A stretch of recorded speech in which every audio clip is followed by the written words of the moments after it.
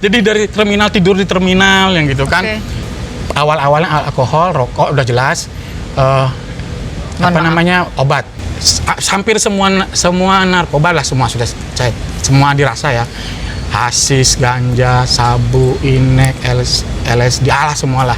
Kenal dari mana kalau Koplu. boleh tahu? Dari teman-teman sih ya, dari sekitar. Kelas 2 SMP, kebetulan saya ketemu cewek lah gitu ya. Ini pacar juga pemakai?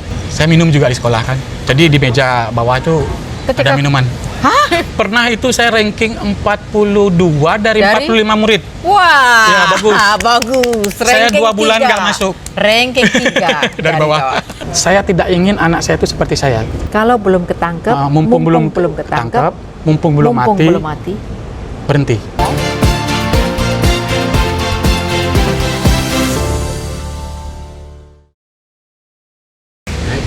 Halo, jumpa lagi dengan saya dalam seri Belajar bersama Anna Marsyana. Belajar itu tidak selalu harus dari buku, membaca buku. Tidak selalu berarti duduk di ruang kelas. Tapi belajar bisa dari alam, belajar dari pengalaman orang. Dan di channel ini tentu saja kita banyak belajar dari pengalaman orang yang memang bisa menjadi inspirasi buat kita semuanya. Tamu kita kali ini adalah seseorang yang saya kenal sudah cukup lama, yang saat ini dikenal sebagai seorang aktivis yang menjangkau banyak orang yang bisa dibilang underprivileged. Apa ya underprivileged? Kurang beruntung dibanding kita. Seseorang yang seringkali menyebut dirinya atau menganggap dirinya sebagai from nobody to somebody. Apa artinya nobody from somebody? Dalam hal apa? Dan pengalaman-pengalaman berharga apa yang akan dia ceritakan untuk teman-teman dan bisa menjadi inspirasi buat kita? Kita akan sambut dan kenalkan tamu saya yang spesial pada siang hari ini, yaitu Alfon. Selamat sore, Alfon. Selamat sore, Bu Ana. Ya, senang ya. Ini kita lagi di Bali, tempat di mana Alfon tinggal dan mengabdikan diri. Nanti dia akan cerita di mana dia mengabdikan diri. Kita kenalan lebih jauh dulu deh, Alfon. Perkenalkan diri deh. Nama saya Alfon. Umur sekian-sekian. Oke, rahasia. Hanya dia yang tahu. Saya nggak tahu. Hanya dia. Ya, saya sudah punya istri satu. Cukup satu ya? Cukup satu. Cukup satu. Ya, nggak boleh lebih. Punya anak 2. Ya. Umur berapa anaknya? Yang satu kelas 5 itu umur 11 ya? 11. Dan umur mau 6 tahun. Yang jauh juga jaraknya ya? Ya, lumayan jauh. Ada 2 cowok cewek. Cowok yang cewek pertama ya? Cowok, yang kedua cewek. Jadi pas lah. Udah nggak ada nambah lagi. Nggak cukup lagi. Oke, Alfon. Tadi terima kasih udah menyempatkan diri mengunjungi saya di rumah sementara saya ini. Mengunjungi saya juga ke Bali. Iya, mengunjungi Alfon. Tapi sekarang di rumah sementara saya. Sementara berapa hari di sini? View-nya bagus loh rumahnya Bu Ana ini. Bagus kan ya, lumayan. Kalau seandainya tiap hari saya bisa begini ya. Pantai loh, nggak ada yang tahu ya depannya pantai ini. Bahagia. Oke, Alfon. Tadi kan saya memperkenalkan Alfon ke teman-teman subscriber sebagai seseorang yang sering cerita ke saya itu menganggap diri sebagai from nobody to somebody. Boleh cerita dikit kenapa melihat diri seperti itu? Kalau mau diceritain, mungkin kalau ada produser boleh nih. Di film ini. Siapa tahu di antara yang nonton kan? Ya, oke. Jadi mungkin saya melihat waktu dari kecil mungkin ya dulu ya, dari kecil dulu ya. Dari kecil itu sebetulnya hampir mungkin beberapa orang sudah seperti saya juga gitu kan. Seperti apa? Apa yang saya alami gitu ya, apa yang saya alami. Jadi pada waktu kecil orang tua saya tuh memang bercerai. Bukan bercerai sih sebetulnya, pisah lah gitu ya, pisah dan tidak ada kata perceraian atau ditinggal gitu aja. Ibu saya ditinggal gitu aja pada saya kelas 4 SD. Nah dari sebelum ditinggal itu ada proses-prosesnya banyak gitu kan. Kayak yang ditinggal udah berlama gitu kan jadi ibu saya tuh ngajak dia punya anak 3, saya nomor 2, ada kakak cowok, adik cewek, masih kecil-kecil gitu. Berapa bersaudara? 3 ya? 3. Adik 1, kakak 1. Adik 1, kakak 1. Paling kecil cewek. Nah jadi pada waktu itu kelas saya masih kelas 2 SD gitu kan, kelas 2 SD. Misalnya ibu saya dengar, wah dia lagi selingkuh sama siapa gitu kan, di Bandung atau di Surabaya gitu kan. Wah ibu saya tuh ngejar lah gitu kan, jadi gendong 1, 2, 3 gitu dari terminal ke terminal gitu kan. Ya, udah biasa yang kayak gitu tuh, jadinya setiap tahun ada aja kejadian seperti itu gitu. Dan jadi ke terminal, jadi orang belum traveling saya sudah traveling itu. Iya meskipun dalam arti jadi dari terminal, tidur di terminal yang gitu kan, numpang di rumah orang gitu. Itu aduh, gimana sih rasanya, ngerasain nggak kayak orang misalnya kita ketemu orang baru, kita harus beradaptasi lagi, itu setiap tahun kita rasakan. Itu ketika traveling ngejar bapak tadi, itu kemudian tinggal di situ berapa bulan, berapa tahun gitu? Berapa bulan gitu. Jadi ketika menemukan bapak di Bandung, maka ibu atau mama? Mama memutuskan gabung lagi dengan bapak.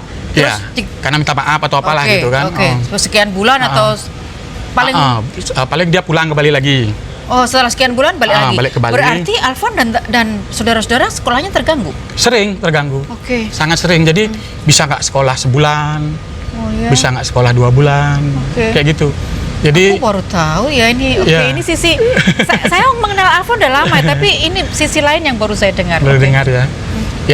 Jadi pernah juga di Madiun itu, kita 3 bulan, 4 bulan pernah di situ, di rumah orang. Jadi saya jadi orang Madiun jadi waktu itu. Jadi bener-bener numpang gitu kan. Nah, akhirnya setelah mungkin orang tua saya, ibu saya gitu kan, akhirnya waktu saya kelas 4 SD mungkin dia punya titik jenuh ya. Akhirnya dia bapak saya itu pergi gitu kan. Nggak balik-balik lagi. Akhirnya ibu saya berjuang lah gitu kan untuk anak-anaknya. Tapi dalam proses itu sekolah dari tadi yang Bu Ana tanyain itu 2 bulan misalnya kan udah nggak sekolah, pindah kita. Jadi saya dari TK sampai kelas 6 SD itu berubah sekolah setiap tahun. Setiap tahun berubah. Iya. Jadi ijazah saya tuh setiap TK-nya lain, TK kecil lain, TK besar lain, kelas 1 SD lain, kelas 2 SD lain. Rapotnya SD semua. SD berapa gitu. Jadi berubah-berubah SD-nya. Gitu. Jadi di situ ngerasain nggak Bu Ana kayak kita jadi orang baru. Setiap di sekolah jadi orang baru. Nyari teman baru lagi. Kita harus bersosialisasi lagi. Capek loh. Capek banget rasanya. Kayak aduh, saya harus menjadi siapa nih sekarang, ya kan? Kalau dibilang orang memakai topeng, ya saya dari kecil udah memakai topeng gitu kan, karena harus menyesuaikan diri harus menyesuaikan. Nanti saya ke Bandung jadi ini, di Madiun jadi ini, ke Surabaya jadi ini, ke Jakarta jadi ini. Belum sempat menjadi diri sendiri sudah pindah lagi lokasi. Baru mencoba mengenal dan saya apain gitu. Setiap orang kan biasanya harus menyembunyikan aspek-aspek dirinya ya, sampai kemudian merasa nyaman dan diterima baru menjadi diri sendiri. Belum sempat itu pindah lagi sekolah. Jadi selalu berpindah-pindah. Sebentar Alfon, ini satu poin yang saya mau tarik ya. Sebetulnya dalam konteks seperti Alfon, dan saya bisa ngerti ketika Alfon mengatakan pasti di luar sana sebetulnya banyak orang yang ngalami seperti Alfon gitu ya. Orang banyak menyebutnya broken home. Saya nggak gitu setuju dengan istilah itu. Sebetulnya mungkin lebih pada broken parents. Tapi memang broken parents karena tadi ayahnya meninggalkan gitu kan. Lebih banyak ayahnya meninggalkan. Sayang sekali dalam konteks gender yang sekarang ini.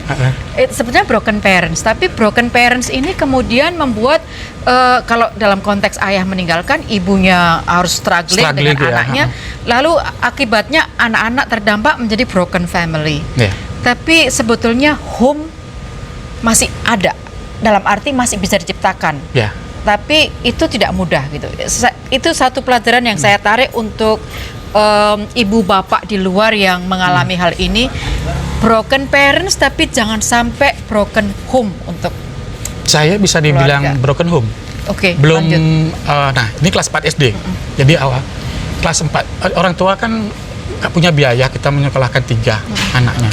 Kebetulan saya anak nomor 2. Mungkin saya itu lebih orang yang lebih supel gitu katanya, lebih Dibanding kakak sama dan adik? adik. Jadi saya lebih seneng, aduh apa ya saya bilang, mencoba tantangan lah atau mungkin apa gitu. Mungkin gara-gara perjalanan itu dari kecil itu sampai kelas 4 SD kan akhirnya ditinggal. Saya sudah mulai mencari uang. Kelas berapa? Kelas 4 SD. Caranya? Saya kayak nyari-nyari kardus. Oke. Nyari-nyari kardus keliling. Habis itu ada salah satu supermarket di Bali. Jadi dia kan ngumpulin kitir belanja. Jadi ada kalau 50.000 itu ada yang belanja 50.000.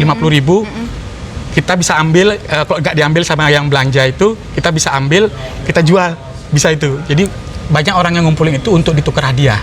Oh, oke. Gitu. Oke. Jadi kadang-kadang saya di kasir tuh nungguin gitu. Kalau ada yang 50.000, Kreatif juga kamu ya. Tahu. ya karena free itu Oke, jalan kemana gitu kan. Jadi nungguin di kasir gitu kan.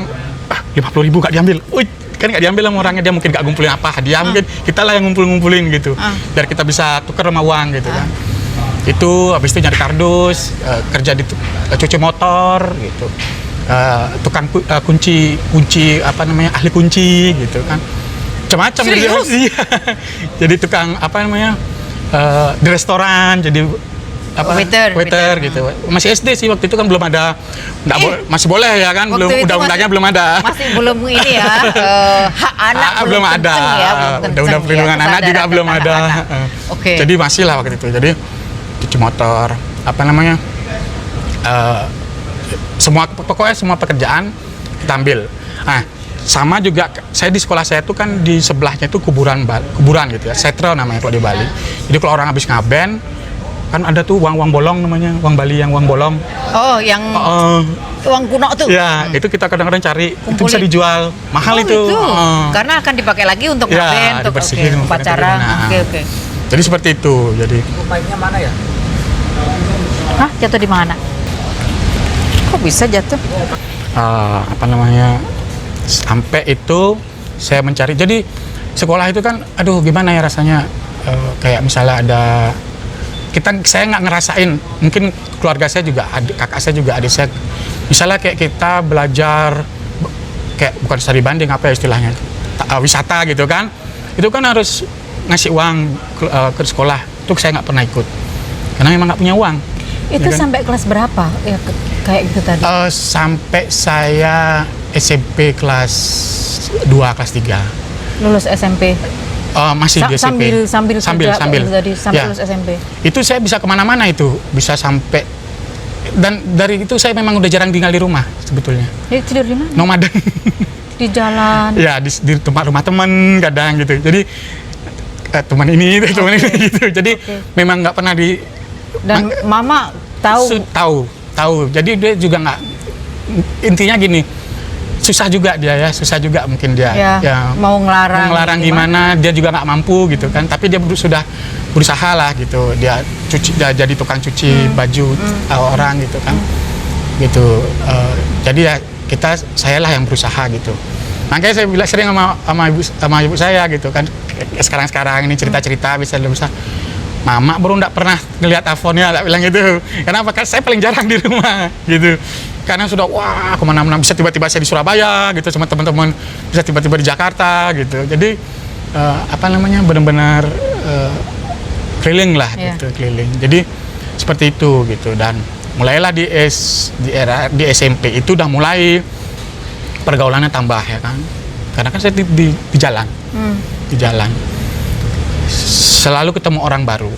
Sebetulnya saya berpikiran kembali ke masa kecil.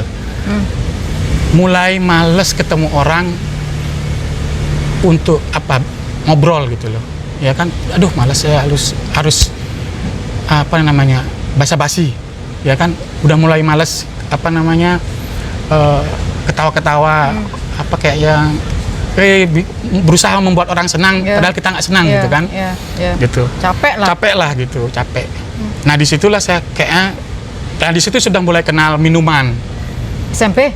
sebetulnya minuman udah di SD sebetulnya, tapi belum rutin lah gitu, hanya ya minum Ya, gitu aja lah, ikut-ikutan ikut-ikutan gitu. ngerokok gitu udah. Karena temennya udah lebih banyak yang dewasa juga. Ya teman-temannya malah orang dewasa semua Oke. gitu, lebih Ya, asik lah kayaknya. namanya tinggal di jalanan, Ya, saya juga tinggal di pernah jalan. ngerasain. Jadi tahu.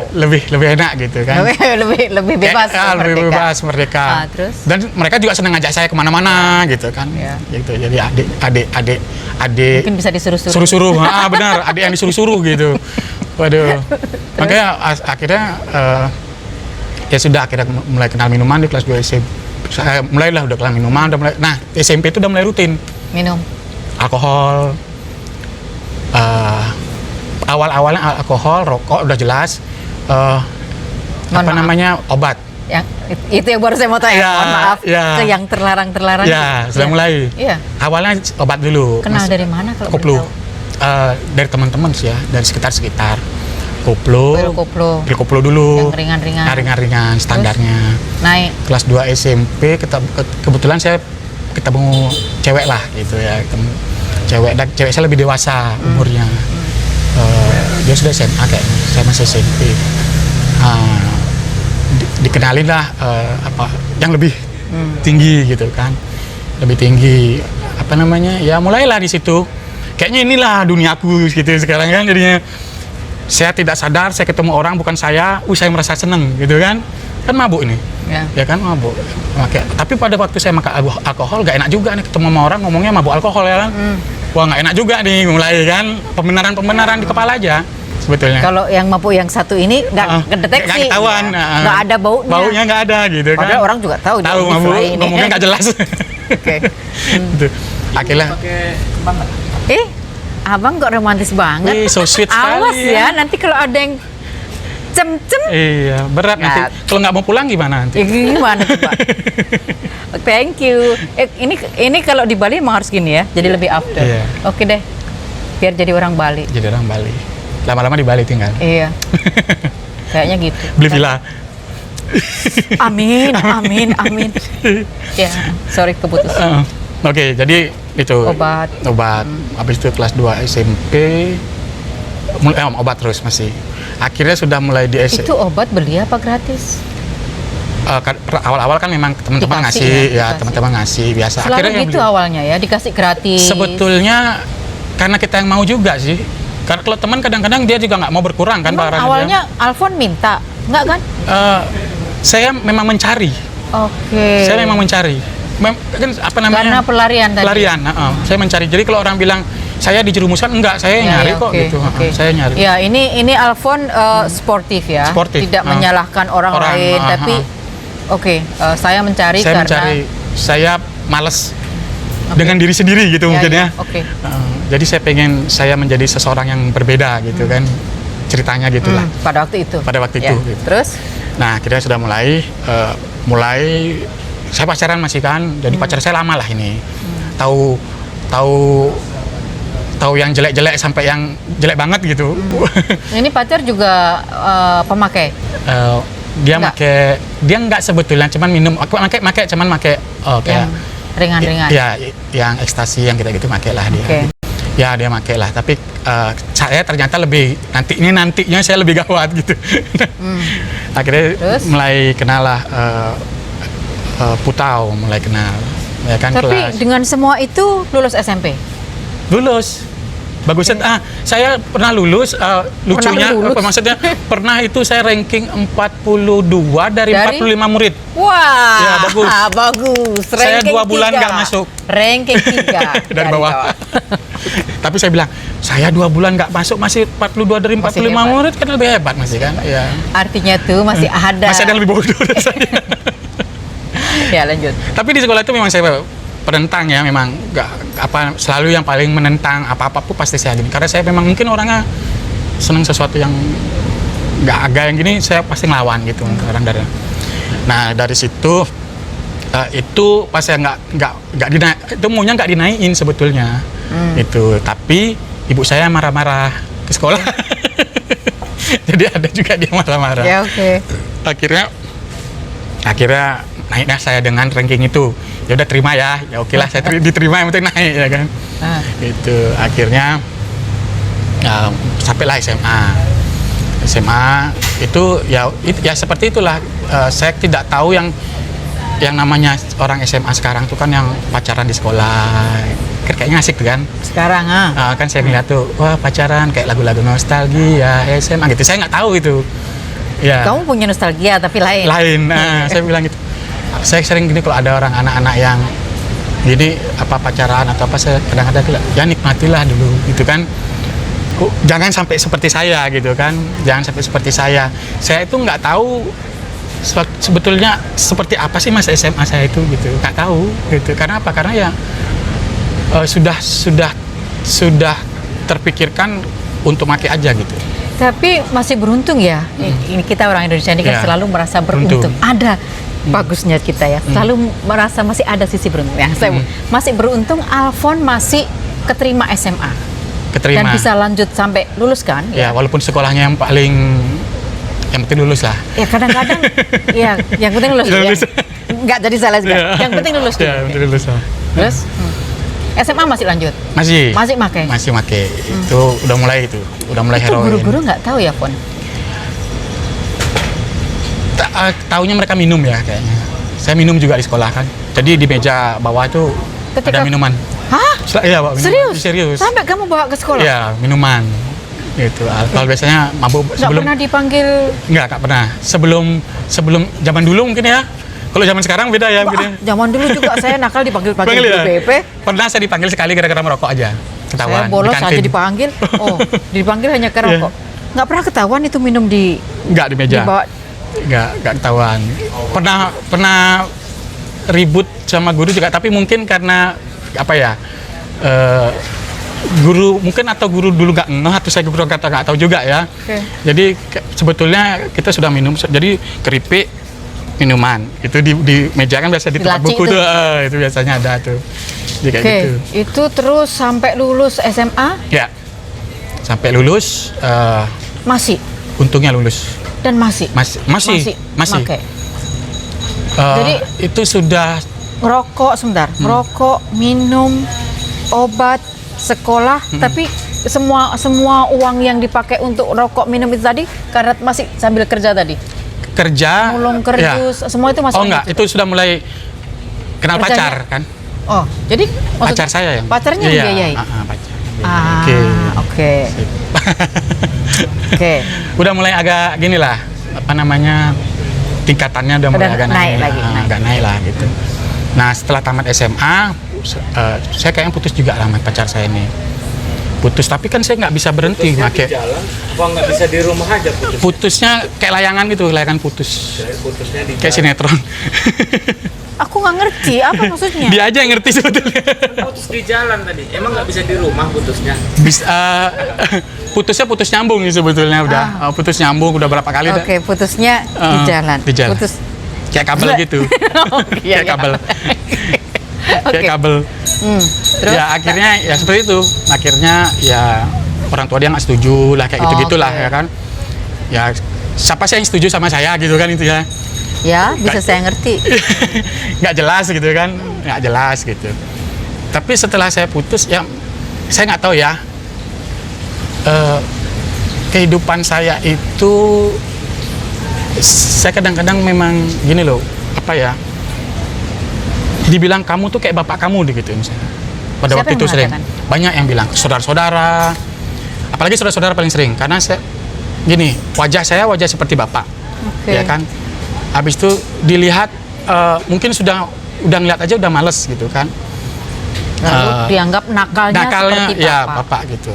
Dan itu akhirnya sering diucapkan dan saya ya udah gitu aja gitu. Jadi apa yang dirasakan Alfon ketika pada satu sisi saya yakin Alfon memendam marah pada bapak ya, sangat, karena meninggalkan keluarga lalu membuat Alfon jadi terpaksa terkatung-katung, pindah sana pindah sini, jadi pemulung, kemudian jadi anak jalanan. Tapi pada saat yang sama dari waktu ke waktu orang mengatakan kamu seperti bapak kamu. Apa yang dirasakan Alfon?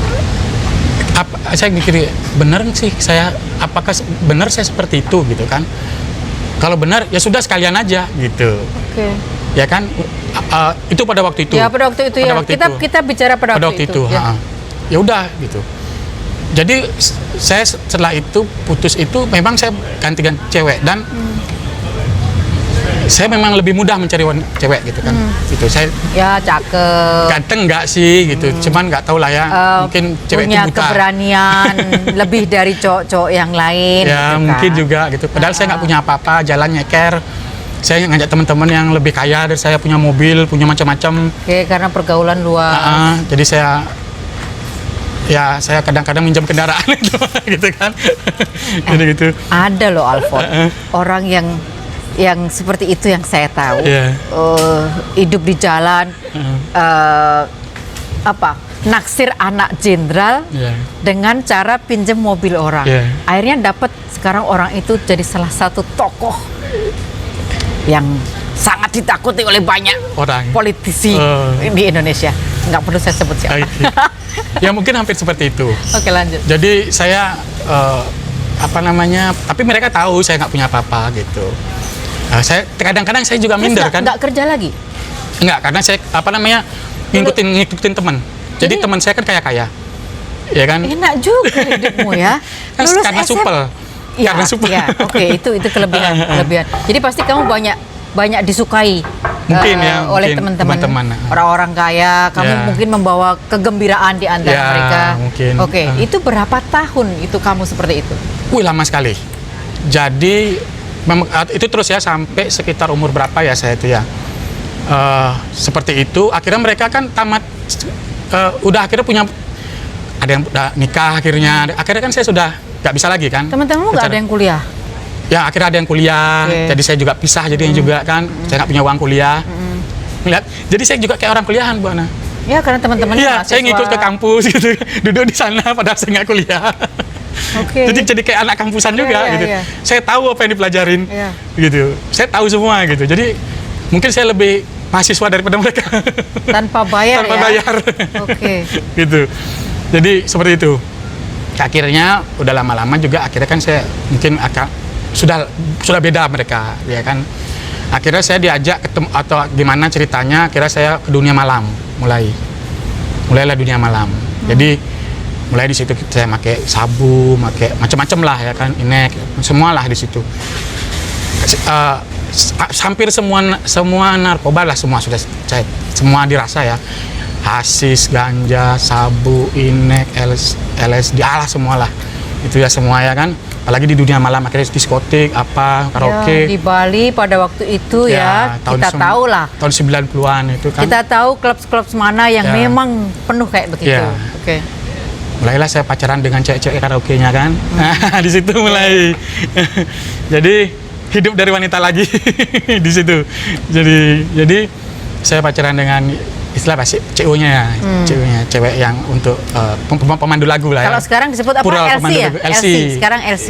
LC-nya Dulu CO. CO. LC sekarang. Jadi pacaran itu bertahan lama banget itu. Iya kan, bertahan lama banget itu. Jadi dari cewek ini pindah ke cewek ini, dari cewek ini pindah ke cewek ini gitu, jadi terus gitu kan. Capek juga gitu kan. Mereka juga mungkin capek sama saya.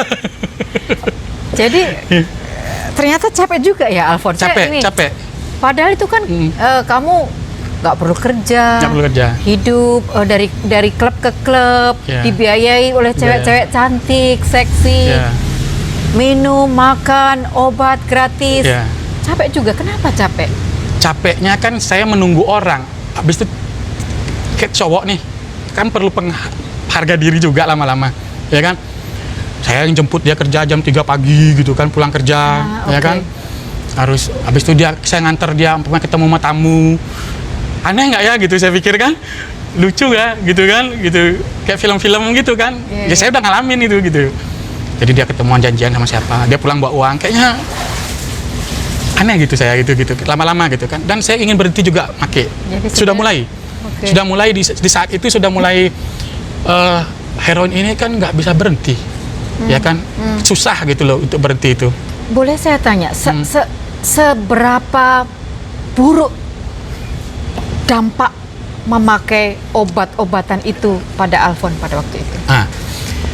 Kalau waktu saya pakai heroin itu kan heroin itu harus ya. Misalnya kalau saya kan memang sabu itu nggak terlalu. Kenapa dibilang harus? Lebih baik nggak makan daripada nggak pakai. Saya kan nggak pernah Sakau. nyicip-nyicip gitu Sakitnya. ya. Jadi kasih tahu saya. Gini. Jadi kan awalnya kan mungkin sedikit karena kan saya dari awal sudah nyuntik ya. Jadi saya disuntik gitu kan. Masih ada bekasnya nggak? Ada ini. Ini ada. Makanya ditutup tato juga. Oke. Masih ada bekasnya. Nggak hilang-hilang dia. Nah, habis itu udah lama kan Itu pakai. harus tiap hari? Harus. Setiap hari itu bukan 1 kali. Berapa kali?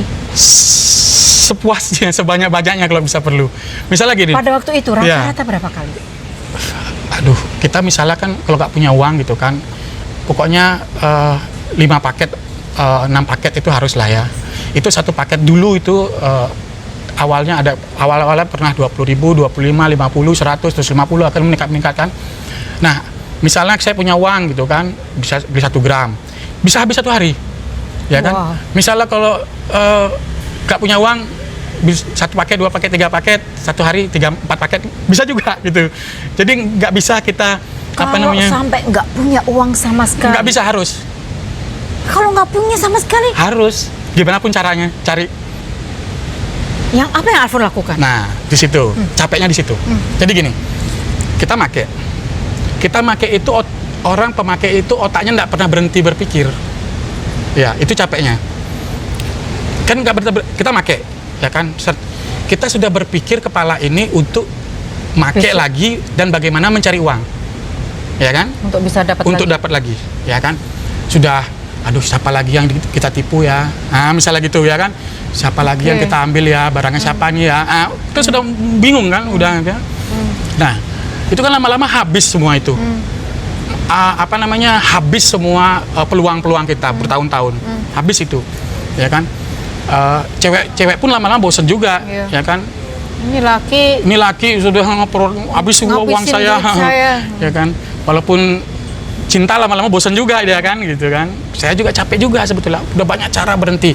Entar saya harus berhenti besok nih, berhenti gitu pas lagi make, ya kan? Pas lagi make berhenti.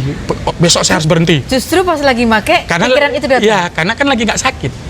Oke, kalau lagi sakau, Nggak bisa ngomong begitu. jadi kalau hari ini betul-betul nggak ada duit dan nggak ada cara, Iya. jadi akhirnya sakau. Sakau. Sakau itu seperti apa? Awalnya tuh keringat dulu. Keringat Habis dingin. itu keringat dingin, badan merinding-merinding. Habis itu buang air besar susah. Oh gitu. Ya, makanya dibilang sakit heroin itu katanya itu 9 kali lebih sakit dari orang melahirkan. Makanya kita malas untuk merasakan sakit itu, dan sugestinya juga. Seperti apa sugestinya? Sampai sekarang masih terasa sugestinya. Seperti apa? Misalnya gini, kayak kan itu kita pakai suntik, itu kan ada cium kayak harum bau heroinnya itu di sini. Saya nggak tahu baunya Ya, kayak apa. baunya tuh kayak apa ya, karbol gitu ya mungkin ya. Ini tadi saya cium ini juga tadi kayak gitu, kayak di rumah sakit itu langsung langsung gitu, itu langsung terasa kayak perasaan gitu kan. Gitu bau rumah sakit gitu, obatnya gitu kan. Jadi itu kalau sakau, jadi keringat dingin, Ya. kemudian nggak bisa ke belakang. Sampai pernah arak itu saya suntik alkohol karena udah nggak ada barang kan, gitu. Bingung kan, biar bagaimana nahan sakit, atau kadang-kadang obat-obatan yang apa gitu, biar ngilangin sugesti aja Sakit sebetulnya. kepala gitu. Sugestinya itu, Nah, gitu. terus kalau sudah akhirnya dapat suntik, itu Udah kemudian hilang semua. Gimana sih Terus rasanya kayak kita gini, kadang di badan pegel semua sakit gitu kan, pas nyuntik kayak dibenerin. Gitu kayak badan enak. kayak kita nonton Transformer gitu kan, teklek kayak digituin. Oh ya, segitunya ya. Wah, Terus jadi ringan. gitu, jadi asik gitu. Tapi kan. ada halusinasi apa enggak? Kalau heroin nggak saya. Oh enggak. Oh, Kalau heroin malah oke. makanya kalau heroin itu tidak mencari keramaian. Oke. Jadi sendiri lebih enak. Oke. Gitu, dengerin musik sendiri, merokok gitu. Kalau sabu kan sedangnya yang rame-rame, jedak-jeduk gitu. Gitu. Kalau saya nggak seneng. Oke. Gitu. Saya senangnya yang slow, merokok sendiri. Itu bisa seharian itu kalau barang banyak loh ya. Ya kan, sadar lagi, pakai lagi gitu. Kalau lagi barang banyak gitu. Jadi asik lah gitu. Padahal memang kalau lagi barang lagi asik gitu. Oke. Nah, sampai akhirnya tadi mikir. Jadi kalau boleh saya akhirnya merenung dan merasa capek gitu. Kalau boleh saya tanya, turning point-nya apa yang membuat Alfon mulai merasa capek menjalani semua itu? Sebetulnya capeknya berkali-kali. Oke. Udah banyak cara. Jadi kayak jarum suntik saya taruh di mana, biar saya nggak bisa cari lagi. Ya tetap aja pas aku saya cari lagi. Ya. Habis itu saya ke Jawa, ya kan. Saya bawa stok barang 1 gram gitu kan. Ke Jember, Jawa. Pokoknya habis ini saya harus kuat, gak ke Bali gitu. Sampai sana habis barangnya. Cari juga barang di situ. Sampai nyari-nyari terminal gitu kan. Dan dapat juga. Makanya jadi gitu ya, itu yang maksud kamu tadi, tetap entah bagaimanapun caranya harus dapat gitu. Akhirnya ya balik lagi, makin lagi gitu kan. Akhirnya saya masih punya pacar ya, pacar itu masih ada. Nah, saya ada tinggal pacar saya satu itu, dia sudah putus sama saya sebetulnya lama udah. Tapi saya masih tinggal serumah sama dia. Tapi kita nggak ngapa-ngapain gitu loh maksudnya. Mungkin sudah kayak adik kakak gitu ya mungkin ya. Banyak saya tahu yang adik gitu. kakak. Terus? Tapi dia apapun yang saya minta dia dukung. Apa yang saya minta? Ya udah kayak saudara. Udah kayak saudara gitu kan. Akhirnya saya juga merasa kasihan juga sama dia gitu. Saya juga kasihan dengan diri saya. Masih kerja sebagai LC. Masih kerja.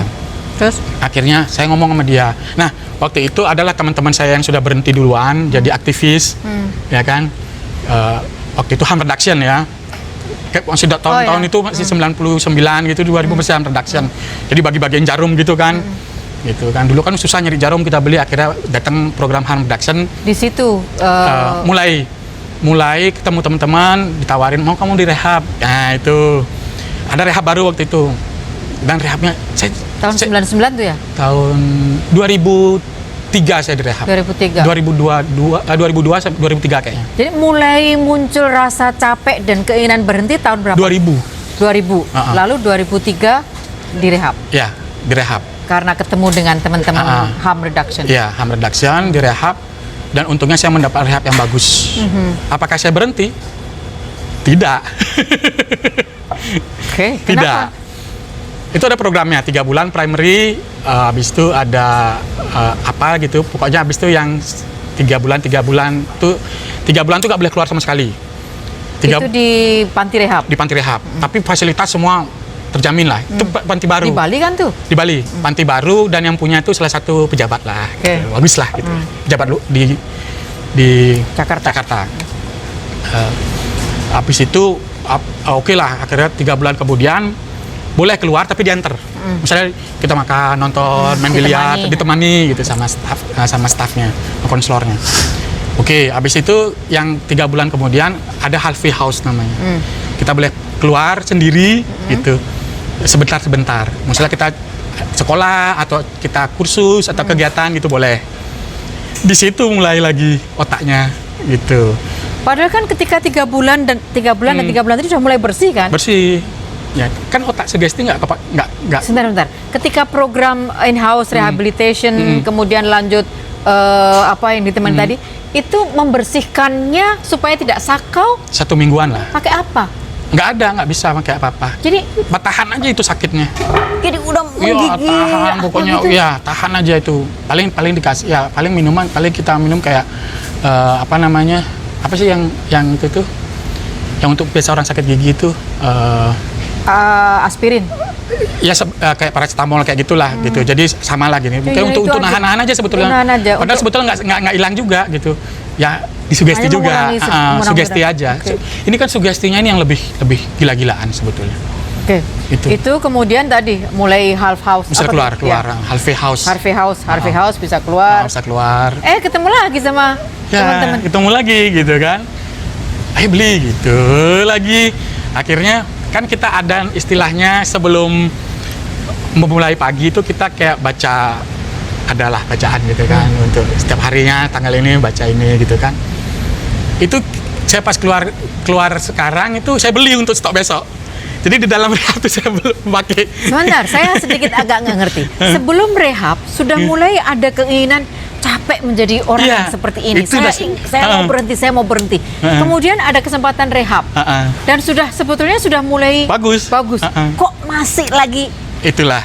Apa? Triggernya apa? Triggernya itu otak saya aja memang. Itu kan otak pecandu makanya dibilang kan.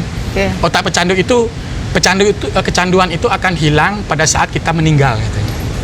Tapi ini kan sudah Sekarang sudah. Iya. Maksudnya gini. Udah lama saya lihat udah. Alfon sangat Kalau sehat. sekarang sudah, sangat, ya. Sekarang Artinya maksudnya kan pada waktu gini, itu sebenarnya, artinya waktu itu masih pepatah tadi tidak bisa benar. dipatahkan, Ya, harus bisa dipatahkan. bisa dipatahkan. Sudah terpatahkan. Oke, lanjut. Nah, jadi mungkin ke bawah itu waktu itu mungkin dia juga ya pikiran, kamu masih selalu pengen. Mungkin itu bagus juga, maksudnya untuk mengingat bahwa kamu itu hati-hati gitu maksudnya kan, untuk menaruh kalimat-kalimat itu gitu kan. Tetapi ini kan kita dalam ruangan dalam rehab itu kan bukan satu orang, ada beberapa orang. Jadi kalau satu orang connect gitu, misalnya Bu Ana pemakai juga, saya pemakai. Itu kadang-kadang kita dengan kedipan mata aja sudah ngerti maksud kamu tuh apa gitu kan. Oh kamu punya, itu misalnya gitu. Padahal kita nggak usah ngomong nih gitu. Akhirnya sudah ngerti, padahal kita ngomong bertiga gitu. Udah diem-diem tiba-tiba adalah yang beliau gitu dah. Gitu kita sudah ngerti kayak ngerti gitu. Dari mana? Nah, halfway house itu kita sudah boleh kan kayak kita kursus, kadang atau Ada kita uang saku. Ya, kayak kita misalnya magang, itu kita boleh magang, udah mulai pegang uang itu. Nah, sebenarnya ada uang. Apalagi kita nggak perlu beli makan, nggak perlu udah makan di tempat. Kan di rumah di rehab itu. Di rehab. Gratis lagi kan, kita rehabnya fasilitas bagus, kita gratis gitu. Nah, akhirnya make lah. Nah, Makainya di panti rehab. Di luar beli juga, make, habis itu pulang. Kayaknya staff itu kan pemakai juga kan, mantan juga. Jadi mereka tahu. Tahu mungkin gitu, tapi kita merasa agak tahu mereka gitu kan, ya namanya apa ya, istilah penjahat merasa paling hebat lah gitu kan. Padahal mereka sudah baca mungkin, kok gayanya beda, mungkin mereka udah tahu. Habis itu paginya kita pakai lagi gitu kan, pakai lagi gitu. Nah, akhirnya malam itu dipanggil lah kita gitu. Itu setelah berapa lama pakai? Agak lama. Oh ya? Ketahuan langsung seperti, karena kan gaya udah ketahuan. Gayanya udah ketahuan. Gayanya udah ketahuan. Akhirnya dipanggil, langsung disuruh keluar. Oh gitu? Langsung disuruh keluar. Itu memang sejak awal perjanjiannya begitu? Kalau ketahuan Karena mungkin mereka kecewa. Oh, tapi nggak ada perjanjian di awal? Nggak ada sih. Ada sih, tapi mungkin ini kekecewaan mereka. Karena kan kita ini pilot project. Kita ini pilot project. Sudah merasa berhasil, nggak taunya kita yang merusak gitu. Berapa orang tadi, Alfon? Bertiga kita. Kita bertiga diusir. Oke, diusir. Diusir. Gitu. Akhirnya yang ketahuan tuh berdua, saya sama teman saya. Solidaritas saya satu. Oh gitu, mengaku sendiri. Udah aku ikut juga gitu. Akhirnya bertiga lah keluar. Gak jelas kan? Saya nggak pernah pulang, nggak punya rumah. Ya, saya mau pulang kemana? Mama udah nggak nyari? Mama tahu saya di rehab, tapi kan kejadian kayak gini kan jelek juga rasanya kan. Taunya masih di rehab lah. Bagus. Kalau saya pulang kemana? Waktu itu kita belum jelas. Waktu itu kita minum ke tempat minuman gitu kan. Wah udahlah, nggak tahu gimana waktu itu. Udah stres lah. Apa kita gini ya? Wah, goblok sekali udah gitulah, bukan nggak jelas gitu. Akhirnya saya ke cewek saya yang lagi, ke cewek saya. Cewek yang udah jadi saudara tadi? Yang udah jadi saudara itu. Masih mau ditampung sama dia, masih mau ditampung. Baiknya? Baik, sangat baik. Sampai sekarang masih baik kok sama dia. Habis itu akhirnya saya kerja. Udah berhenti kerja. Saya kerja di restoran di Kutel, di salah satu di restoran di Kutel. Gajinya 350.000 waktu itu, 300.000 waktu itu. 2003? Ya, 300.000. Jadi habis itu saya beranilah mencicil motor gitu. Karena kan jauh tuh. Mulai mencicil motor gitu kan. Habis itu ada tawaran lagi saya jadi aktivis gitu di salah satu yayasan untuk harm reduction. Gila. Udah nggak pakai kan ini. Kerja di situ. Akhirnya nggak pakai udah. Udah akhirnya nggak pakai, minum aja. Masih alkohol aja minum. Habis itu kerja dua kerjaan nih. Malamnya kerja part time, kerjanya di restoran, paginya kerja di situ sampai sore gitu. Untuk ngertilah mereka ini gitu kan, ngerti saya gini-gini ya. Harm reduction. Bagi-bagi jarum suntik. Ngeliat jarum lagi. Make lagi. Itu. Make lagi. Masukin rehab lagi. Sebegitu sulitnya. Sulit sekali. Makanya saya bilang itu setelah berapa bulan kerja di harm reduction, make lagi? Kayak sebulan atau 2 bulan lah. Hah, secepat itu? Iya, makanya triggernya tuh keras sekali. Habis itu akhirnya make pertemuan itu make dulu. Mungkin teman-teman udah mulai ketahuan ini kan ya. Tapi kita juga sesama teman itu juga make gitu, beberapa orang gitu kan. Make juga. Mulai kalau pertemuan ada acara apa-apa di pojok-pojok diam. Kan kita mau nyari yang santai-santai gitu, nggak mau terganggu gitu kan. Nah, mungkin teman-teman udah mulai tahu lah gitu. Akhirnya dimasukin rehab. Kebetulan yayasan saya ini ada rehabnya. Nah, rehabnya ini lebih ngeri. Ya kan, makannya cuma mie. Cuman mie. Rasain ini kemarin ya, kemarin yang bagus lari. Wah, macam-macam wah mie 3 bulan. 3 bulan aja nih udah selesai 3 bulan selesai. Dulu ya. 3 bulan. Disitulah belum ya masih akhirnya berhenti 3 bulan. Berhenti kenalah saya dengan istri saya. Dia kerja di situ juga, tapi dia pegawai baru, tapi dia bagian keuangan. Bagian keuangan. Kenalan sama dia, saya cerita jadian, tapi sebelum jadian saya ceritakan dulu apa masalah saya. Saya belajar sekarang untuk menjadi orang yang jujur, ya kan waktu itu. Sudah di situ sudah saya mulai mau saya harus berhenti gitu. Di situ setelah saya keluar dari rehab itu harus benar-benar harus berhenti. Nah, ketemulah saya istri saya yang sekarang ini. Nah, habis itu saya cerita sama dia masalah saya begini apa semualah saya ceritakan semua dan tidak ada yang saya sembunyikan. Kalau dia mau pada waktu itu saya ingat saya makan bakso itu makan bakso jadi ngomong gitu kan, kalau kamu menerima saya kamu boleh telepon saya gitu. Saya sudah powerless lah, kalau dia nggak terima saya sudahlah gitu kan, saya harus terima gitu, walaupun mungkin sakit hati gitu kan, itu sok-sok tangguh aja itu ngomong itu, sok-sok tough gitu kan, padahal sebetulnya gitu. Habis itu ya udah pulang, saya pulang, dia pulang, nungguin itu sebetulnya. Dia nelpon nggak? Aduh, nelpon nggak ya? Itu gitu. 2004 ya? Itu 2004, 2004 akhir. 2005 sih, 2005 awal. Itu udah apa namanya? Aduh, telepon nggak dia? Akhirnya telepon. Gitu, nelpon dia, ya aku mau nerima gitu. Wah, di situ saya, ada juga yang mau nerima saya gitu. Nggak kayak dulu gitu. Wih, ada juga yang mau nerima saya ya gitu saya. Karena saya tahu dulu kan mabuk lah gap ya, saya tidak siapa yang mau dengan kebanggaan saya lah dulu gitu kan. Kalau sekarang ini beda pemikiran saya waktu itu. Wih, syukur ada yang mau, karena saya tahu dia orang yang baik-baik, keluarga dari yang baik-baik, dia orang punya juga gitu kan, masih mau sama saya yang nggak jelas gini gitu kan, nggak mau saya mengecewakan waktu itu.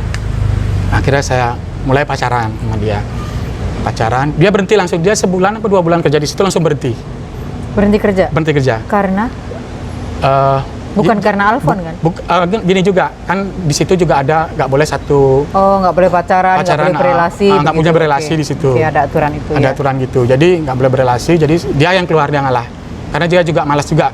Dia kayaknya gini, dia tuh orang polos gitu. Dia kerja di tempat seperti itu. Anggaplah orang nakal-nakal gitu kan. Kayak ini bukan tempatku gitu, dia mungkin mikir gitu. Tapi dia dapet pacar yang ya mantan orang nakal gitu kan. Nah, akhirnya mulailah pacaran. Di situ mungkin turning point saya. Kekuatan pertama. Nah, ini ada beberapa kekuatan soalnya. Kekuatan pertama saya. Jadi mulai di situ saya mulai benar-benar ini saya menjauhi semuanya. Dan kebetulan juga saya memang tidak mau sama sekali mendekat kepada orang-orang lama. Padahal pada waktu itu kakak saya masih make. Kakak saya juga make. Kakak saya juga make gitu kan.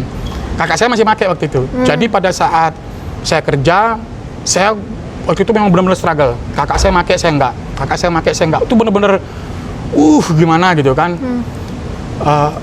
Ada di kepala gitu kan, mungkin kayak di film-film gitu kan, malaikat sama iblis gitu kan, pakai aja, perang, pakai aja dikit, kan nggak terasa gitu. Ada yang satu lagi, jangan, kamu sudah lama, kayak gitu-gitulah gitu. Saya bilang, daripada saya berkelahi di kepala nih, saya lari aja gitu. Terus saya pergi dari situ, cepat pergi gitu. Sepanjang jalan itu, udah ayo balik lagi kayak gitu, berat sekali gitu kan. Tapi akhirnya saya kuat dengan itu. Mencari kos sendiri? Keluar, akhirnya saya keluar, Ya tinggal sendiri saya, tinggal sendiri. Pisah dari kakak pisah, ya? Pisah. Akhirnya pisah.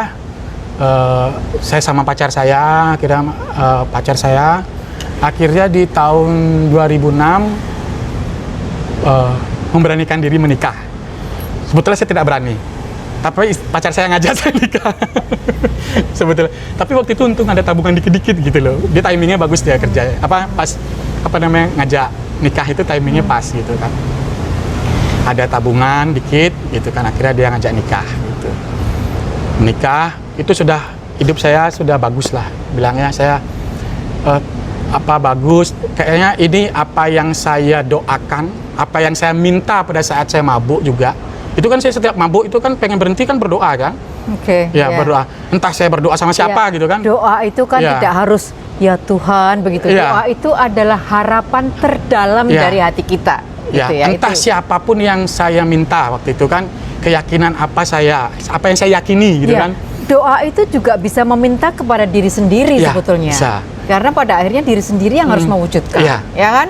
Benar. Gitu, ya, dan itu yang dilakukan Alfon. Itu yang saya lakukan. Jadi pada saat saya gini, kenapa saya kayak gini terus? Saya pengen berhenti, saya mau berhenti, pokoknya saya gini. Saya ingin kerja yang benar, saya ingin kan saya punya cita-cita itu. Saya ingin kerja yang benar, saya punya mobil, saya punya istri, saya punya kerjaan, saya bisa sambil kerja dengan jalan-jalan, karena saya dulu punya, waktu saya kecil ada tetangga saya dulu kerja di Perumtel. Dulu kan Perumtel namanya, belum bukan Telkom ya. Udah saya bilang, Om dari mana? Wih, saya habis dari Surabaya. Oh, saya enak sekali kerjanya gitu. Saya pengen yang gitu kan. Saya pengen yang gitu. Terus seperti itu dan tidak berhasil. Saya berpikir gini, pada saat saya sekarang sudah saya bisa bilang, nah ini saya kembali lagi ke definisi sukses ini loh gitu kan. Kadang-kadang kan orang berpikir keberhasilan itu dengan punya uang banyak, dengan kekayaan, ya kan. Kalau saya bilang definisi sukses buat saya itu adalah saya mampu keluar dari zona hitam itu, ya kan, dari sisi saya bagaimana saya yang dulu gak jelas, yang hidup di jalan, yang amburadul, yang anaknya kalau punya anaknya cewek punya pacar saya, mungkin ibunya bisa bunuh diri ngelihat saya, gitu. Saya punya pacar anaknya Pak Haji, yang punya panti asuhan, saya punya pacar yang anaknya majelis gereja, semua punya saya pacar kayak gitu, ya kan? Dari A sampai saya punya semua, ya kan? Makanya mungkin kalau dia nonton, sialan nih orang gitu. Ya, udah bagian dari masa lalu. Masa lalu. Tidak apa-apa. Ya, masa lalu gitu kan. Nah, seperti itu gitu, dan saya jadi saya ini menurut saya adalah suatu keberhasilan buat saya, ya kan? Jadi ini menarik buat saya. Ya, banyak orang mendefinisikan sukses sebagai dalam bentuk rumah besar, mobil. Terkenal. Tapi saya senang dengan definisi Alfon tentang sukses, yaitu keberhasilan mengalahkan dirinya sendiri. Keberhasilan mengalahkan dirinya sendiri yang membuat dia keluar dari keterpurukan, dari yang dia sebut zona hitam tadi.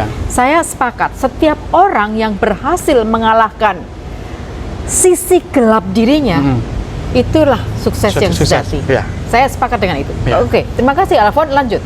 Itu menurut sukses menurut saya. Jadi akhirnya seperti itu, akhirnya saya menikah gitu kan, akhirnya saya juga akhirnya waktu itu saya masih kerja di yayasan itu, akhirnya juga ada panggilan pekerjaan lain, gitu. Saya nggak mau sebutkan lah ya, di yayasan gitu kan. Waktu itu masih magang, gitu, 2 kerjaan gitu. Nah, tapi itu kayaknya awal-awal saya mulai mengenal Alfon tahun awal setelah nikah ya. Jadi mulai di yayasan situ, yang baru tadi. Mulailah di situ saya mulai. Saya nggak bisa juga waktu itu. Aduh, saya membawa 2 yayasan nih gitu kan. Itu kan masih part time kan? Iya, masih part time. Membawa 2 lembaga, bingung juga. Pertemuan saya mau, ini saya membawa nama siapa? Ternyata susah juga mendua itu ya gitu saya pikir. Akhirnya saya memutuskan memilih yayasan yang baru itu karena juga dekat rumah juga. Dekat rumah. Ya, jadi jam kantornya memungkinkan. Pekerjaannya juga dirasa cocok. Ya, dengan saya sebut apa? Panggilan jiwa atau panggilan jiwa yang baru gitu kan? Nggak tahu saya. Bagaimana definisinya? Gimana ya? Jadi panggilan kayaknya. Panggilan apa yang cita-citanya saya itu ada di situ. Gitu kan? Cita-citanya saya itu ada di tempat kerja saya yang baru gitu. Ya, itu apa? Panggilan ya. Boleh meliputi apa saja? Tadi kan cita-cita ada yang kepingin keliling, jalan-jalan, traveling. Tapi semuanya juga- dapat di situ. Ya, semua dapat. Tapi kan bukan hanya itu. Bukan. Ya itu apa? Saya bisa membantu orang. Oke. Saya kan jadi konselor juga. Oke. Ini ada perjalanan juga nanti ya Ya, ceritanya. nanti kan. ceritakan. Saya jadi konselor juga. Jadi saya bisa memberikan pengetahuan saya di situ. Saya bisa membagikan apa-apa yang saya dapat di situ. Dan di di lembaga itu juga saya bisa berinovasi untuk bisa membantu orang. Oke. Gitu. Kalau boleh saya simpulkan, mungkin di situ Alfon menemukan dirinya sendiri. Jati diri saya. Dan juga merasa bermakna. Bermakna. Karena kemudian bisa bukan hanya menjadi dirinya sendiri, tapi juga bisa menjadikan pembelajaran hidup Alfon itu untuk dibagikan buat orang lain Ya. dan membantu orang lain. Ya. Jangan sampai terpuruk ya. seperti saya kemarin, gitu kan? Ya. Oke, poinnya di situ. Dan juga bisa membantu saya juga. Ya itu, Ya. sambil terus membantu Bantu saya, memulihkan diri sendiri. Kalau soal traveling tadi bonusnya. Bonusnya, ya. Ya itu adalah bonus yang juga bagian dari mimpi. Oke, Ya. itu ya. Lanjut, Alfon. Ya, jadi saya ngelis. Kan waktu di rehab itu disuruh. Apa impian kamu, gitu kan? Ya saya list itu semua. Nanti pada saat berhasil, apa yang bisa kamu dapat, contreng. Nah, boleh saya lihat? Saya tahu daftar. Ya. 1, traveling. Ya, pekerjaan. 2, pekerjaan. Ya kan, itu kan sulit itu. Iya. Ya kan. Habis itu, saya punya waktu itu saya juga ada pernah tes MMPI di sana. Oh, MMPI. Di situ saya punya anger manajemen. Oke. Anger, saya Ya, punya anger kemarahan. punya persoalan anger Kemarahan. management. Di situ saya bisa menenangkan karena istri saya juga mungkin ya. Ya, Istri faktor saya, istri. istri dan pekerjaan saya. Halo, siapa namanya? Mila. Mila, terima kasih sudah menjadi support system yang sangat berarti, sangat kuat buat Ya. Alfon. Saya kira Sangat. Alfon yang sekarang ini bisa dibilang 80% awalnya karena support system dari Mila. Ya, Oke. sangat sekali. Thank you Mila. Istri yang tidak banyak menuntut. Tidak banyak menuntut, Dan banyak memberi support. menerima Alfon apa adanya sejak awal. Ya. Dan mensupport Ya. untuk Alfon menjadi terus Ya. bertumbuh berkembang seperti Ya. sekarang. Oke. Dia mau menerima saya walaupun dia udah digoblok-goblokin sama temennya. Ngapain kamu mau sama dia? Ngapain kamu sama dia? Ya, seorang pemakai pemadat, Iya. kerja nggak jelas, dulu udah nggak terhitung ceweknya. Iya. Oke. Dan dia masih mau. Di situ Ya. kekuatan Terima cinta, kasih. kan? Kekuatan cinta. Dan mungkin di situ cinta yang sebenarnya, cinta yang tulus di situ. Iya, benar. Ya, Ya. saya terima kasih. Ya, jadi di situ. Oke, sebentar. Saya masih List itu kembali ya, ke daftar list ya? ya. Oke. Kerjaan, traveling, membantu orang, Mobil, mobil, motor, motor dulu dong, motor mobil. Ya. Semua punya sekarang. keluarga bahagia. Keluarga bahagia. Oke. Anak. Wah, Ya, dulu keluarga pas saya. bahagia, anak saya punya. Ya, anak, keluarga bahagia. Bisa menyekolahkan mereka. Aduh, senang sekali. Simpel sih sebetulnya, Dan tapi saat ini semua daftar sudah harapan tercontreng. itu tercontreng. Iya. Semua tercontreng. Rumah, mobil, motor, Saya anak, keluarga, Iya. bahagia semua. saya mulai bisa melihat definisi dari nobody to somebody yang tadi saya perkenalkan di depan tadi. Saya mulai bisa melihat mengapa Alfon merasa saat ini ya tadi dari nobody to somebody, dari orang yang ada di titik terendah terpuruk menjadi orang yang bukan hanya bermakna tetapi juga memberi makna untuk orang lain. Iya. Mungkin seperti itu ya. Jadi Bisa, dan sangat. itu tadi berawal dari definisi sukses tadi. Iya, definisi sukses bahwa bukan harus dengan tadi bilang Ya. artis, uang yang banyak, Ya, punya macam-macam, ya. gitu kan. Bagi saya adalah definisi sukses awal adalah keluarga. Karena keluarga, kepercayaan orang dengan saya itu kan sulit dulu orang percaya dengan saya. Dia percaya dengan saya itu, waduh, udah sangat sekali gitu Iya. kan. Habis itu yang semua itu bonus lah, Ya. ya kan. Dan di atas semuanya itu Ya. adalah kebahagiaan. Ya, Ya kan? itu bonus semua. Gitu. Itu yang saya dapat. Oke. Akhirnya saya kuliah. Ya. Oh ya, oke. Akhirnya kemudian Sambil itu kerja. kuliah setelah Kerja. punya anak malah ya. Iya, sudah punya anak baru Punya mulai anak satu kuliah. apa dua? Satu, baru satu. Waktu itu punya anak satu, kuliah. Oke. Kuliah. Saya kuliah dari zero juga, ya kan? Ya. Belum ada uang, nggak ada Ya. uang gitu kan. Tapi sudah kerja, udah ada gaji sudah. Tapi kan Ya. gajinya kalau dipikir untuk kuliah nggak cukup. Sebetulnya Nggak kalau cukup. dipikir-pikir nggak cukup. Nggak cukup. Ya. Saya ngomong sama istri saya, "Mah, aku mau kuliah ya." "Mana uang, udah biarin aja kerja segitu aja udah cukup lah," gitu kan. Maksudnya masih bisa lah gitu. Untuk apa yang kamu kejar lagi gitu loh maksudnya dia. Tapi kan saya orang yang punya visi sesuatu. Dan untungnya yayasan tempat kerja mendukung. memberi tempat itu ya, mendukung. Mendukung. Ini pentingnya, saya mau menggarisbawahi supaya lembaga-lembaga di luar sana itu bukan hanya jangan khawatir kalau ada stafnya yang ingin lanjut kuliah, ingin lanjut studi, tapi berilah dukungan penuh karena pada akhirnya lembaga juga akan mendapat keuntungan seperti yang nanti akan diceritakan Alfon sekarang. Lembaga mendukung. Sebetulnya gaji tidak mencukupi, tapi istri mengerti dan akhirnya ya sudah terserah kamu gitu dia bilang. Akhirnya saya punya uang 100.000 waktu itu untuk mendaftar dulu. Jangan pikirin nanti mau bayarnya gitu, saya pikir nanti akan dapat lah gitu saya bilang. Sama seperti saya ingat yang dulu lah gitu. Jadi yang penting kita ada usaha dulu. Nanti setelah kita gini kan pasti kita akan memaksa akan berupaya untuk bagaimana saya membayar itu gitu ya. Mendaftar. Akhirnya saya minjam uang untuk uang pertama kan ada berapa juta begitu, bayar. Minjem akhirnya kantor, minjem istri? Enggak, minjem di koperasi lah kayak gitu. Minjem koperasi. Minjem di koperasi.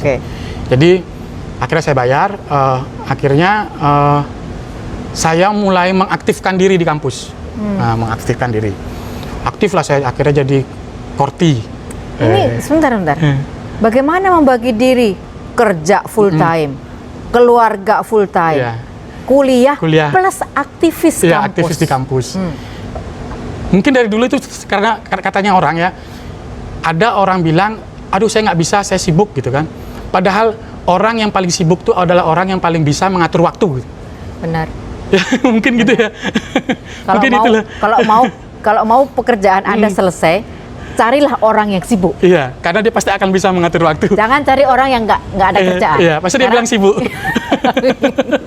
Tapi benar ya, itu ironi yang benar sekali. Oke, lanjut Alfon. Akhirnya ya saya jadi korti, akhirnya jadi BEM, dikasih beasiswa, akhirnya saya tidak bayar. Jadi saya kuliah gratis. Itu berkah lanjutan. Iya, kuliah gratis terus sampai tamat. Jadi saya bayar uang pendaftaran sama pertama. Hanya itu yang dibayar. Itu. Jadi saya menyampaikan itu juga kepada teman-teman, sama keluarga saya juga, sama kakak juga waktu itu saya bilang. Tapi kan kadang-kadang kita nggak bisa memaksakan apa yang saya mau, yang saya rasa ke dia. Kadang-kadang orang kan berbeda pemikirannya. Mungkin saya karena terbawa saya memang orang yang aktif dan supel dari dulu. Jadi itu ke bawah juga. Jadi tapi dari sekarang dari sisi yang positif saya ambil ya kan, kegiatan-kegiatan itu semua saya ambil. Akhirnya saya kuliah tamat, tidak mengeluarkan uang. Ya, akhirnya lulus sarjana hukum, ya kan. Apa nih habis sarjana hukum? Wah, lagi ada pemikiran ini belum selesai. Sarjana hukum tuh baru awal. Baru awal gitu kan. Awal yang baru. Ya, kan? Jadi ada banyak awal bagi Alfon ya. Ini awal yang baru. Awal yang ini mulai ke tingkatannya agak lebih tinggi lagi. Tinggi gitu. Akhirnya saya mulai PKPA, ya kan, untuk mencari advokat. Akhirnya ikutlah saya itu juga. Ujian advokat. Akhirnya ikut. Sekolah dulu kan, cari gininya dulu, sertifikatnya dulu gitu kan. Habis itu sudah gitu dapat sertifikatnya, baru mulai ujian.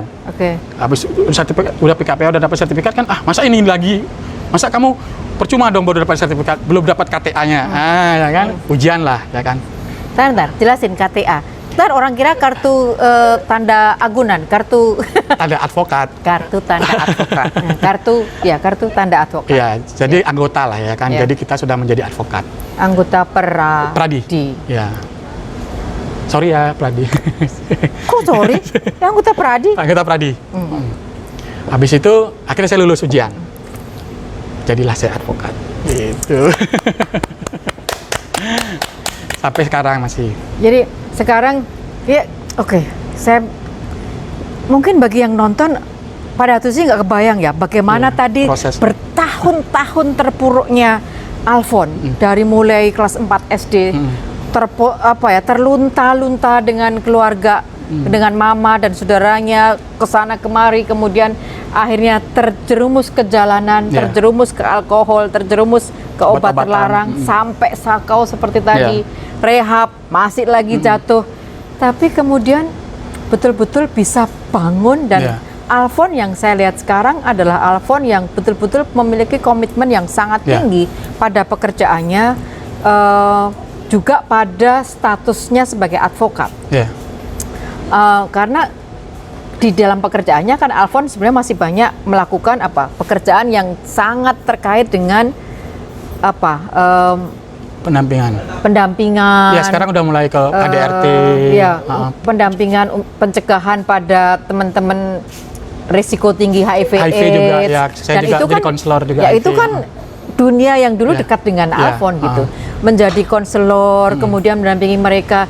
Ini yang saya katakan, Alfon bukan hanya menemukan dirinya sendiri, tapi bermakna dengan bermakna membantu orang-orang yang Alfon tahu persis dunianya seperti apa, karena pernah ada di dunia itu. Tapi di luar itu, kemudian karena Alfon sekarang sudah jadi seorang advokat official, resmi. Dengan KTA, itu berarti Alfon juga bisa mengambil kasus, mendampingi kasus-kasus, beracara. Bisa beracara, lebih tepatnya bisa beracara. Dan Alfon juga mengambil waktu untuk memberi pendampingan orang-orang yang punya kasus beracara begitu. Iya, kadang-kadang saya agak bingung juga ya sebetulnya jadi advokat itu. Terkadang kan saya sekarang lebih sering ke pendampingan ya, lebih ke mediasi. Karena jiwa aktivisnya masih lebih keras ya, lebih kencang. Tidak ke litigasi. Iya. Padahal sebagai advokat sudah menangani kasus sudah beberapa. Tapi maksudnya panggilan hati bukan ke litigasi malah. Panggilan hatinya. Belum mungkin ya, belum. Karena gini, inilah susahnya ya. Masih Kita dengar ceritanya. Ya. Ini kan kita kadang-kadang ada banyak orang yang curhat istilahnya, misalnya dia dapat kasus KDRT, dia ada kasus misalnya perceraian, itu kan semuanya sebetulnya bisa diambil. Tetapi bedanya saya adalah bagaimana mediasi dulu, bagaimana supaya nanti memberikan pemahaman lah dulu gitu kan. Saya tidak langsung semerta-merta. Ayo kita, itu. Nggak dapat duit dong. Kan ya itulah. Saya nggak mau bilang ke situ sebetulnya. Saya yang tahu, nggak dapat duit dong. Kalau advokat mungkin belum saya ya. Saya kasus ngambil waktu itu ya, kasus-kasus kayak perceraian ngambil lah. Cuman tidak mau mengambilkan waktu yang banyak gitu. Misalnya kasus-kasus besar kan waktunya banyak mungkin ya. Tapi kalau yang cerai itu kan paling ya sebulan, 2 bulan, 3 bulan, dan tidak terus kan, bisa lah gitu. Ya, artinya yang saya lihat di sini Alfon pada satu sisi Alfon bisa beracara, dan tahu persis posisinya itu. Tapi Alfon lebih mendengarkan suara hati, dan bukan menggunakan KTA-nya untuk mencari uang di situ kan. Saya kira poin itu yang harus saya highlight di sini. Dan bagi saya, pertanyaan saya, apakah itu juga menjadi bagian dari definisi sukses seorang Alfon? Mungkin juga bukan duitnya, tapi pada apa tadi? Suara hati itu ya, mungkin ingin membantu orang. Kebebasan untuk mendengarkan dan mengikuti panggilan hati. Enak loh, gimana rasanya ya, bukan uang kita nggak butuh ya, uang sangat butuh, mungkin kedepannya akan fokus ya, tapi mungkin saat-saat ini saya belum, lebih keseneng kayak tadi bilang, ada kasus misalnya dengan suami istri gitu kan, habis itu ada mungkin pelecehan anak gitu kan, ada apa gitu, saya mendampingi dia menerima apa yang kita sampaikan, kita menjadi fasilitator untuk dia, mediator untuk dia, akhirnya mereka baik kembali. Dia berterima kasih aja, nggak usah kasih uang. Pak, terima kasih Pak, saya baik lagi sekarang sama istri saya dengan anak saya. Itu loh, itu yang menjadi kebahagiaan buat kita gitu. Kepuasan batin. Wih, saya bisa loh gitu. Itu kayak gimana ya? Kayak oke lah, uang butuh juga, tapi itu juga lebih lebih gimana gitu ya. Saya kira sekarang saya bukan hanya menyebutkan Alfon sebagai from nobody to somebody, tetapi from zero to hero. Sebagai advokat yang menggunakan hatinya untuk menolong orang, bukan untuk mencari duit. Semua orang butuh duit, siapa sih yang nggak butuh duit? Mungkin kedepannya kalau sudah mulai. Tapi maksudnya gini, nggak bukan itu. Orientasi Alfon bukan uang, tapi tadi kebahagiaan saya dan kebahagiaan klien orang yang membutuhkan. Sampai kadang klien gini, pas mau ketemu, karena mereka kan tahu saya advokat. Sebelum dia ngomong, Pak, saya harus berapa? Saya harus berbayar berapa? Pasti. Kalau saya ketemu advokat itu juga pertanyaan pertama saya. Karena kan walaupun konsultasi kan ada uang. Iya. Ya kan, harus bayar berapa gitu Harus ya. bayar berapa, Pak? Pak, jangan atau Bu, jangan mikirin itu dulu. Saya bilang, mari kita bahas yang sekarang aja. Gitu. Itu aja udah, nggak usah. Artinya buat teman-teman di luar sana yang siapa tahu yang di Bali suatu saat ketemu Alfon atau punya kasus, nanti bisa catat nomor Silakan. Alfon ya. Alfon, saya tahu dia seperti yang dikatakan tadi. Supaya jangan ragu-ragu, tetap boleh tanya saya harus bayar berapa. Biarkan Alfon nanti yang menjawab. Seperti yang dia katakan tadi. Supaya jangan ragu-ragu. Udah berkali-kali soalnya orang setiap ketemu gitu ngomongnya, saya kadang apakah saya harus menyebutkan harga, tapi sampai sekarang belum. Pasti akan tiba saatnya Alfon harus menyebutkan harga. Karena itu juga penting ya untuk klien, kalau enggak nanti juga serba susah gitu. Tapi bahwa kalimat pertama yang disampaikan Alfon adalah jangan khawatir dengan soal biaya. Itu saya kira sudah menenangkan hati banyak orang. Karena banyak orang seringkali sebetulnya perlu advokat, perlu lawyer, tapi takut untuk menghubungi salah satu. Takut karena ya, biaya itu. Iya, biaya gitu. Jadi di luar sana ada Alfon dan Alfon yang lain yang saya tahu saya punya yakin komitmen juga, punya komitmen seperti ini. Supaya teman-teman, terutama teman-teman korban KDRT, lalu korban pelecehan seksual, korban-korban yang seringkali sensitif. Ya, tidak bisa membuka diri. Betul. Itu boleh ada Alfon. Ya. Ini luar biasa. Terima kasih Alfon. Ya. Saya tahu masih ada banyak cerita yang bisa dibagikan oleh Alfon, tapi satu pertanyaan terakhir sebelum pada closing statement. Apa yang menjadi kekuatan Alfon untuk yakin nggak akan balik lagi ke titik gelap tadi? Apa kekuatan Alfon? Anak dan istri. Anak dan istri, keluarga.